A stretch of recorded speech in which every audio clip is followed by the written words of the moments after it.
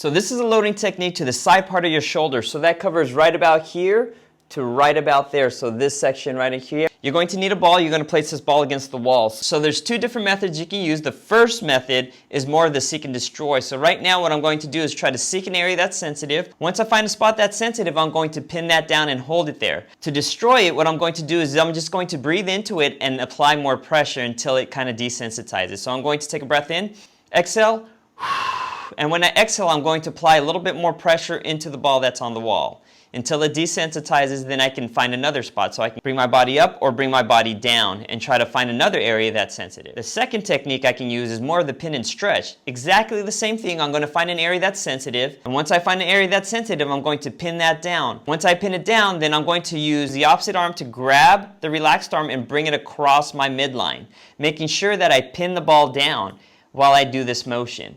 So again, I'm going to find an area that's sensitive, pin it down by leaning my body into it, relax the arm, take the opposite arm, grab that relaxed arm and bring it across my body and try to find a new sensitive area. Once I have it there and it's sensitive, I'm going to hold it and breathe into it until it relaxes and it desensitizes. Now when you do this, you can bring the arm slightly forward and then across your body, right flushed up against your body and bringing it forward, or you can actually turn the arm inward a little bit or turn the arm outward a little bit. The other variation that you can do is you can actually side bend your head away. So I'm going to take my head, I'm going to side bend it the opposite direction. I'm going to use this hand to help reinforce that side bend and hold that position. Now you might feel more of a stretch here, but the intent is also to get it right in through here too.